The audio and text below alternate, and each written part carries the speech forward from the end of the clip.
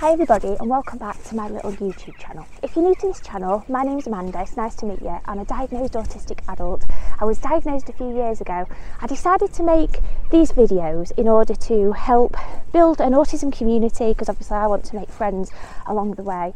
And it can be incredibly lonely for us as autistic people in general, because we can often feel really isolated and misunderstood by the rest of the world. And so a lot of people, myself included, we sort of tune into YouTube and autism support groups and social media in order to try and get support and help, because I think sometimes autistic adults, we can be a little bit sidelined in comparison to children. You can understand that because children are developing, but at the same time we was once children as well.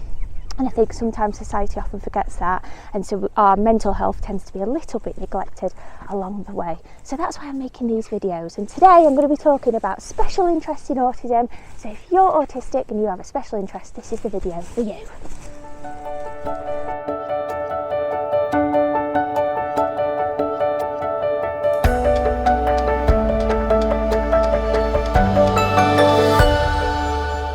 What exactly is an autistic special interest?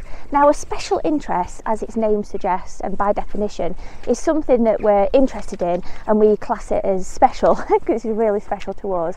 And it could be a wide number of different things, from the things that we go into occupation with. So medicine, I used to be years ago really interested in medicine and biology and chemistry, and that's what got me into medical school many years ago in the past, because I'm an old codger now. But it can be all sorts of different things, from wanting to learn about trains, wanting to learn, make, design, understand aeroplanes, the different types of leaves on a tree, the different ways that chlorophyll work. It can be all sorts of different things, and it can range from the more common ones such as bird feeding to the more bizarre ones, which is unfortunately one of mine, which is collecting military gas masks. And special interests, because they're very special to us, are often fundamental to our well-being as autistic people. And so you'll probably know an autistic loved one that can be really engrossed and spends a large amounts of time studying our special interest. And that's because we're on our own, it gives us peace, it gives us pleasure, and we just love it.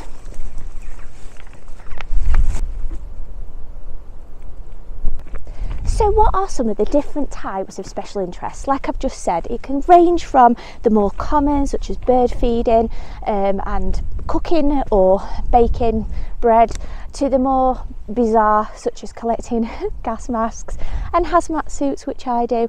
A lot of people, their special interest tends to be watching TV shows, and I do it myself. I really am.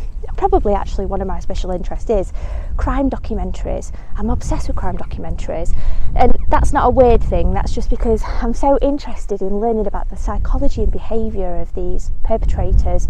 I don't get it. I don't understand how people can be so cruel, and so I think that's why I'm engrossed in the subject. And from what I've seen online, a lot of autistic people are. So maybe as a collective in the autism community, one of our special interests is crime scenes or crime programmes or forensics. So it can be all sorts of different things. Sometimes as well, as part of my special interest, I can repetitively watch the same TV programme over and over again.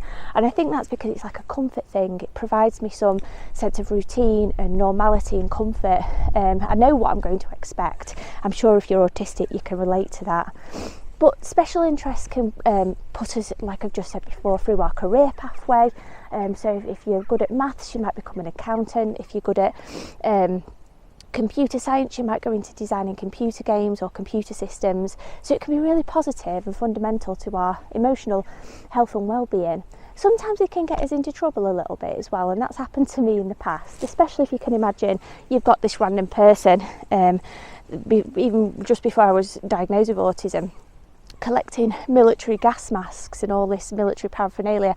And you know, I suppose to some extent it does ring alarm bells with the police services, and they're, you know, come and knock at your door and ask you what the hell you're up to and what's going on, and then they just look at each other gone out, and they look at each other and they look at you and look at each other and look at you and realise that you're autistic and it's just the way you are. So sometimes it can get us into trouble. But fundamentally, our special interests are just really important to our our well-being. And so I really encourage people to encourage their autistic loved ones to carry on participating in their special interests. Like I say, it can be anything. A special interest can be anything.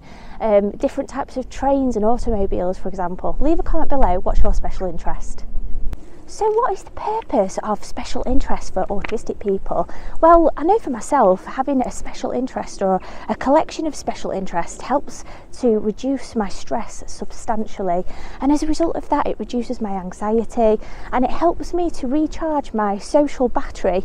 If you don't know what the social battery model is, I have done a video and I'll release that soon, and it's basically this concept where we do things in our everyday day-to-day existence that deplete and drain energy from us, and so as a result we need to do things that we really enjoy in order to replenish our social batteries again and increase our energy again. And so participating in my special interest really does do that, and it gives me so much mental stimulation and eases my anxiety so much as a result. That's why I say it's so fundamental that you allow your autistic loved ones to participate in their special interests. It can be a career pathway for learning, so a lot of people that study their special interest tend to go in their particular career, and that can be wonderful because they become mini experts. As we develop our knowledge on our special interests, we build up such a vast amount of knowledge. We do actually become mini experts in the area.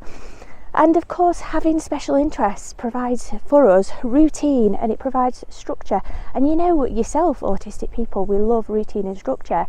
And so as a result of that, it puts us at ease and it just makes our day so much better. And of course, like me, I come here to feed the birds and I'm on my own. And that's again what autistic people love. We love alone time. And that is what a special interest provides for me. So this video has only been a short and sweet one, but hopefully you guys can understand what special interests are a little bit better. I have the most weirdest to the most common special interest. I'd love to hear what yours are. Please do drop me a comment below. Let me know what your special interests are, and I'll see you next time for my next vlog. Bye.